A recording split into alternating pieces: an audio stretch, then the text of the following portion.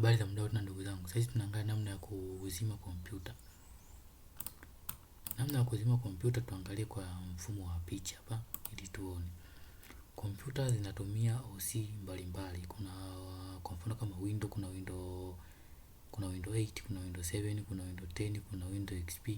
Kwa hiyo yote ni namna. Kwenye kompyuta hautumii ile power on ya kuzimia kwa external. Yenyewe unazimia kwa ndani. Kwa hiyo hii hauruhusiwi kutumia hizi button.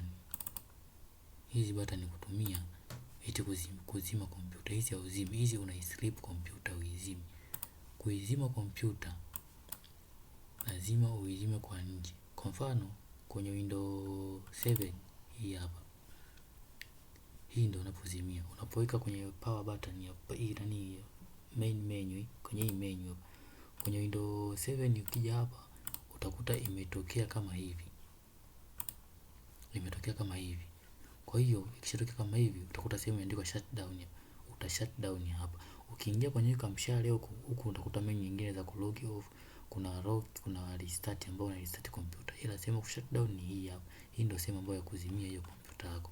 Hii kwenye Windows 7 na XP.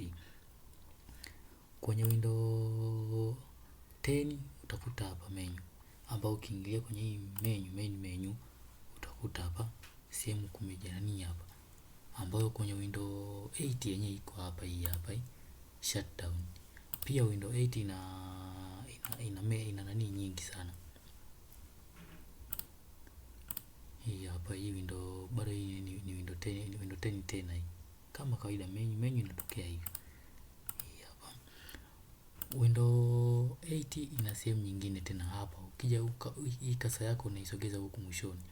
Ukishaisogeza huko inatokea menu hapo, unakuja hapa setting. Unakuja hapa tuna power shutdown.